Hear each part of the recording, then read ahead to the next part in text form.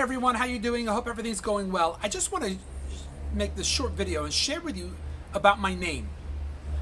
Yossi is really Yosef. I was given the name Yosef Yitzchak Aharon. Aharon is my great-grandfather. Yosef Yitzchak was a tremendous person. And he was born actually on the 12th of Tammuz, which is tomorrow. But that's not why I was given his name. Yosef Yitzchak Schneerson, the sixth Rebbe of Chabad, was a giant of a hero. Here's what happened. So 1924, Lenin dies. Lenin has already killed 900,000 people. Stalin takes over. Stalin would go on to kill 50 million of his own citizens. Well, one of the things Stalin did was wanted to eradicate religion. And he established a group called the Yevsektia, which were Jews that were so pro-communism that they set out to completely uproot Jewish life in the Soviet Union. Now, Rabbi Yosef Schneerson, let me show you a picture of him.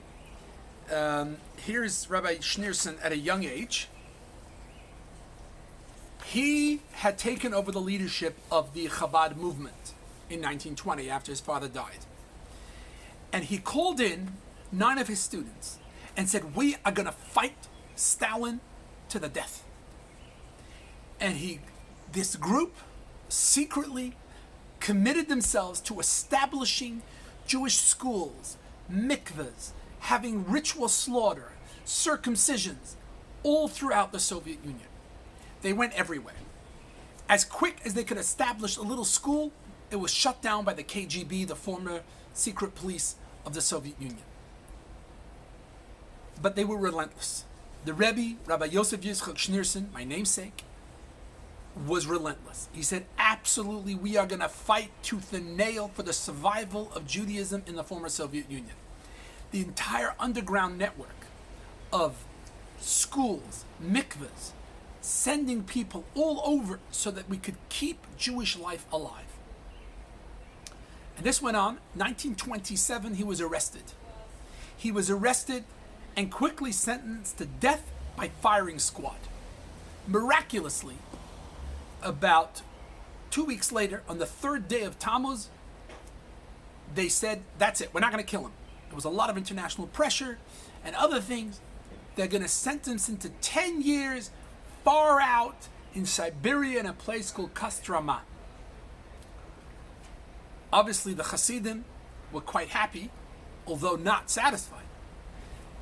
9 days later, they released him. And a short while later, he fled the Soviet Union. The underground network continued all the way till the fall of communism. After the fall of communism, Chabad went full force into the former Soviet Union, establishing today over 100,000 Jewish children are studying in Jewish day schools throughout the countries.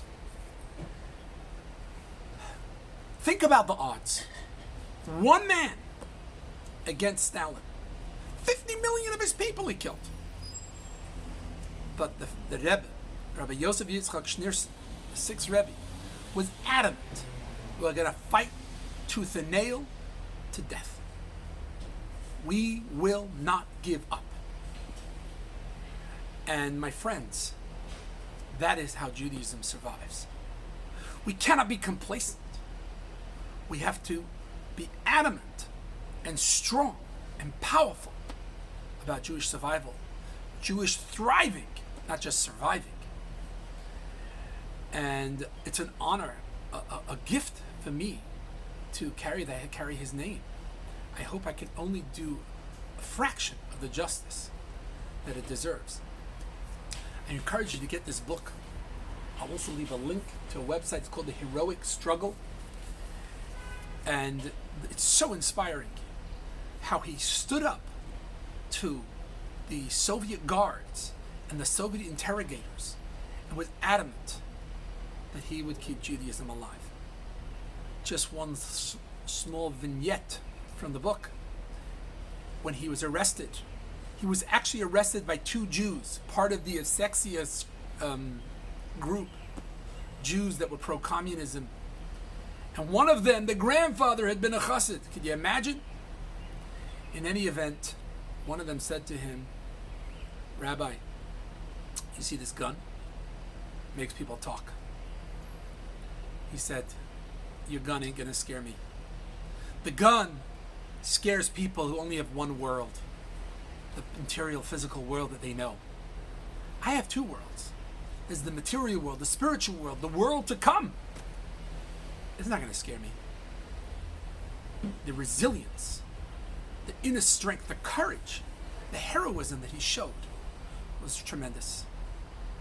In any event, it's a great day to celebrate his release, his freedom. Freedom, really, for all of Judaism.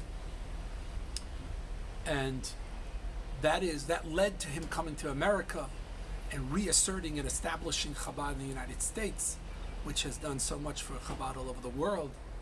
So, for Jews all over the world, I correct myself, excuse me. So I wish you a Shabbat Shalom. Be inspired, celebrate this day, and most importantly, have the courage and the strength and the conviction for the thriving of our own beautiful heritage.